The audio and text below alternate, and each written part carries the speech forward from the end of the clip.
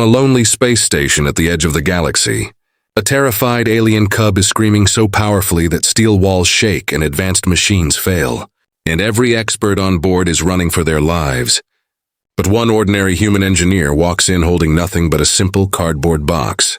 If you are new to the channel, then please subscribe to the channel and like the video, and tell us where you are watching from in the comments. Now let's jump into the story. It began with a sound that no one could describe, a cry that wasn't made of air or breath but of energy. It rippled through steel walls and shattered the calm of Galactic Conservation Station Epsilon 9. Consoles flickered. Lights dimmed. Even the air seemed to hum with pain. Inside the observation wing, 7 alien scientists stood frozen. Their data screens screamed warnings in every language known to the galaxy. Heart rates spiked. Pressure sensors failed. And in the containment chamber, the source of the chaos trembled. It was a cub, small, iridescent, 6 limbs, 3 intelligent eyes. Every color on its body shifted with its terror. The creature was known as a calorie cub, the last of its kind, the final heartbeat of an entire world that had burned away. They had rescued it from the ruins of Calor Prime, but now their greatest achievement had become their greatest nightmare. The cub's fear was tearing the station apart. Every time it cried, systems failed. Every time it moved, lights exploded. Its mind was broadcasting a wave of psychic distress that no one could endure. One scientist tried to speak to it through the comm, but the moment their voice echoed inside the chamber, the cub screamed again. Glass cracked. Monitors burst. Then came the moment everyone would remember. A door hissed open behind the chaos, and in walked a human, not a xenobiologist, not a diplomat, just a maintenance engineer with grease on his sleeves and confusion in his eyes. His name was Tyler Grant. He wasn't supposed to be there. Maintenance should not be here, one of the aliens shouted. But Tyler didn't move. He looked past them, past the broken equipment, and into the containment chamber where the cub trembled alone. He didn't see a monster. He saw something terrified and small. He asked the room a single question. Has anyone tried to comfort it? Silence. Not one answer. Every protocol, every scan, every sterile procedure had failed. They had studied the creature, measured it, contained it, but no one had tried kindness.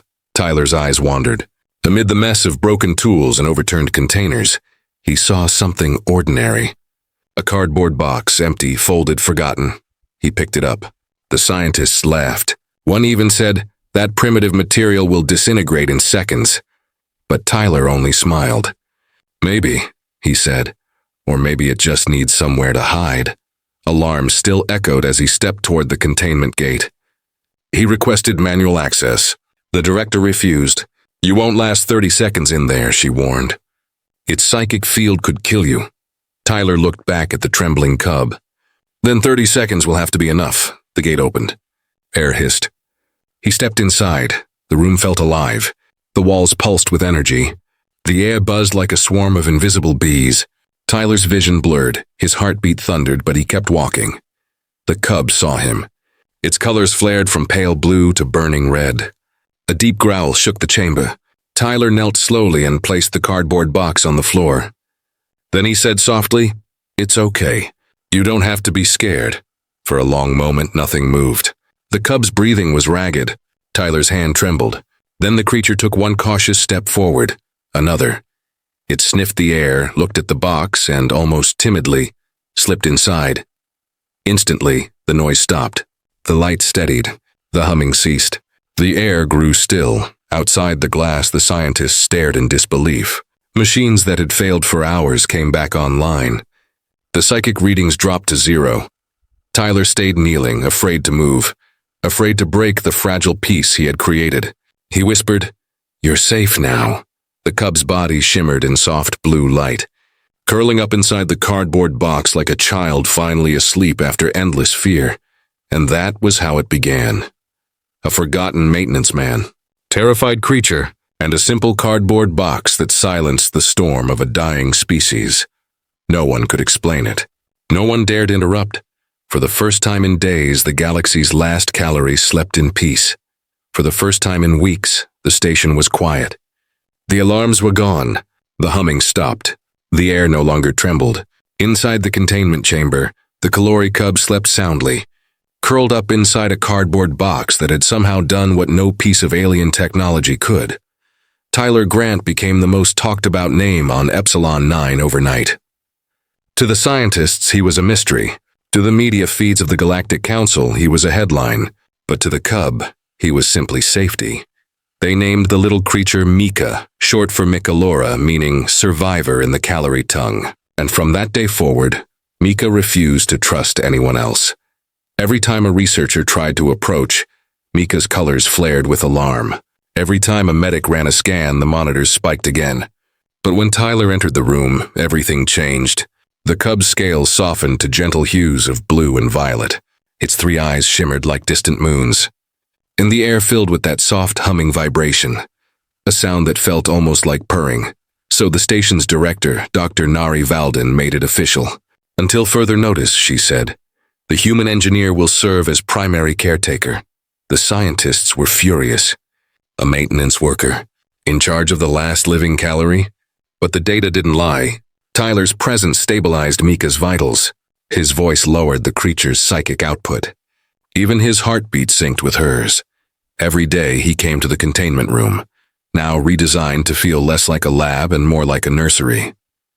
He'd sit beside Mika's box, talk softly, hum old Earth lullabies, and tell her about the blue skies she'd never seen. Sometimes Mika would mimic his words, not with sound but with feelings, sending warmth, trust, and joy into his mind like ripples in a still pond. Weeks passed. The bond deepened. Tyler discovered that Mika wasn't just intelligent. She was empathic. She didn't just sense emotion, she amplified it. If he felt calm, she became radiant. If he felt doubt, she trembled. Together, they were learning to balance each other. One night, while Tyler was adjusting the habitat lights, the intercom buzzed. "Grant," said Dr. Valden, "you're needed in the briefing room immediately." He left Mika asleep, the box beside her like a trusted friend, and followed the corridor's pale glow. When he entered the chamber, he realized this wasn't just another meeting. The air was cold. 3 figures waited: Dr. Valden, Chief Xenobiologist Zex, and a Galactic Council ambassador in a silver cloak. On the screen behind them, the image of a broken planet flickered. Calor Prime. The ambassador spoke first. "We've completed our investigation." Calor Prime was not destroyed by natural disaster. Tyler felt his stomach drop. "Then, what happened?" Zex answered with a single word: "Extermination." The truth hit like a blow. The Calorie weren't victims of nature, they were targets. A species known as the Vrex Collective had wiped them out. And Mika was more than rare. She was a political nightmare. If the truth spread, it could ignite war. If she remained hidden, it could save her life, but condemn her to eternal captivity. The ambassador turned to Tyler. "You formed a unique bond with this creature. One we cannot replicate. You are now part of this problem." Valden's eyes softened. "There may be one way to protect her," she said quietly. "Relocate her off-world. Somewhere remote. Somewhere they'll never think to look." Tyler frowned. "Where?" A pause. Then Valden said, "Earth." The word hung in the air like a fragile secret. Earth, his home. A world of oceans, forests, and skies that Mika had only ever seen through his stories. He realized what she was asking. To leave everything behind. To smuggle a forbidden, endangered life form across galaxies. To live in exile. Tyler closed his eyes. The memory of Mika's trembling form inside the cardboard box flashed before him. The trust in those 3 alien eyes. He opened them again and spoke with quiet conviction. "I'll take her." No one said a word. Outside, through the viewport, the stars shifted slowly across the void. Silent witnesses to a decision that would change both of their lives forever. The journey through hyperspace was long, silent, and full of fear. Tyler sat strapped into the shuttle, staring at the small containment pod beside him. Inside, Mika slept, her body dimly glowing beneath layers of transparent shielding.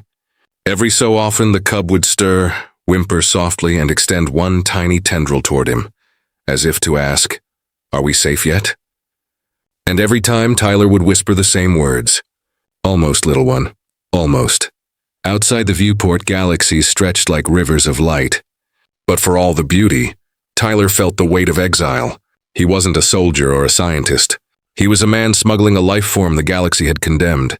If they were caught, there'd be no rescue. Only silence. Finally, after days that blurred into eternity, Earth appeared, a small blue jewel suspended in darkness. Mika's eyes opened for the first time in hyperspace. She pressed her tiny claws against the glass and released a low, musical hum. Through their bond, Tyler felt what she felt. Wonder, curiosity, hope. The shuttle broke through the clouds in a streak of fire. Rain splattered against the hull and the jungle canopy of Costa Rica stretched beneath them. Green, endless, alive. It was the perfect place to disappear. The Galactic Council's hidden outpost was barely visible from above. Camouflage dome nestled between giant ceiba trees, powered by quiet solar arrays, hidden by mist and birdsong. Tyler stepped out into the humid air, breathing Earth for the first time in months. The scent of rain and soil wrapped around him like an old memory. He carried Mika in his arms, wrapped in a thermal cloth. When the first raindrops touched her scales, she blinked in surprise. Then she chirped, a soft melodic sound that melted into laughter. Inside the outpost, everything had been prepared for them. A hybrid habitat, half alien, half human, engineered to replicate caloric conditions. Soft light panels, warm humidity, a floor lined with moss and synthetic soil. And in the center, one small thing that made Tyler smile. A new cardboard box. He placed it gently in the corner. Mika looked at it, sniffed, and then crawled inside like she'd just found home again. Tyler laughed quietly. "Yeah," he said. "Some things never change. Days passed like this, slow, peaceful, full of rediscovery." Mika explored her new world with wide-eyed wonder. She watched butterflies dance above the ferns. She listened to the rhythm of rain on the glass roof. And every evening, when the sun turned the jungle gold, she'd curl up beside Tyler, humming in harmony with the sounds of the forest. But the most magical moment came one afternoon when thunder rolled over the valley. Lightning flashed and rain began to pour. At first, Mika hid inside her box, trembling. Then curiosity won. She stepped out, blinked at the sky, and raised her head to the falling rain. Droplets sparkled across her scales, refracting light into a halo of blues and purples. She spread her small wings for the first time and let out a note so pure it made the forest birds fall silent. It wasn't fear. It wasn't sadness. It was joy. Tyler stood in the doorway, speechless. In that instant, he saw it clearly. The resilience of a creature born from loss, now reborn in wonder. Mika turned, looked at him, and sent a feeling straight into his mind. Warmth. Gratitude. Home. From that day on, they were inseparable. Tyler taught her the sounds of earth, the rustle of trees, the whisper of rivers, the call of night insects. Mika, in turn, taught him the language of emotion, the color of peace, the vibration of trust, the pulse of shared thought. At night, when the jungle glowed with fireflies, Mika would rest her head on Tyler's shoulder and hum a lullaby only he could feel. And somewhere deep inside, Tyler knew the truth. They weren't just hiding anymore. They were healing, but peace, as always, is fragile. And far beyond Earth's skies, in the cold silence of deep space, something ancient and cruel had begun to stir. The Vrex Collective had found the first trace of the Kalori's psychic signature, and they were coming. For months, peace had lived in the rainforest. The sound of thunder, the songs of birds, the gentle hum of Mika's voice, all part of a fragile new rhythm that felt eternal. But one quiet morning, that peace cracked. Tyler woke to the sound of static on the comms panel. A faint signal, weak, distorted, but clear enough to carry 3 haunting words. "They've found you." Dr. Valden's voice came through the interference. "The Vrex have tracked a psychic echo to your sector. They know Mika is alive. They're coming." Tyler's heart pounded. He turned to where Mika slept inside her favorite box, the edges now worn and soft. She lifted her head, sensing his fear instantly.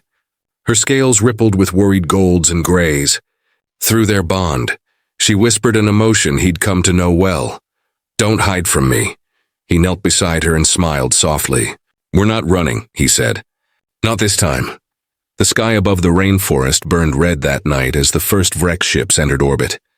The outpost's defensive fields shimmered like glass. Dr. Valden's voice echoed through the comms again. "Extraction ship is on the way. Hold your position." But Mika didn't want to flee. She stood by the glass wall, her colors flaring like lightning, her body trembling with defiance. The air itself seemed to vibrate. Tyler felt it, the storm inside her, ready to burst. He placed a hand on her shoulder. "Mika," he said quietly, "we don't have to fight them. Just show them what they destroyed." The cub looked up at him, then closed her eyes, and the air exploded with light. Every tree, every drop of rain, every living creature within miles pulsed with a shimmering glow. Through her psychic resonance, Mika sent her emotions out into the world. Not fear, not rage, but memory. The Rex ships hovering above the planet suddenly halted. Their crews were overwhelmed by visions.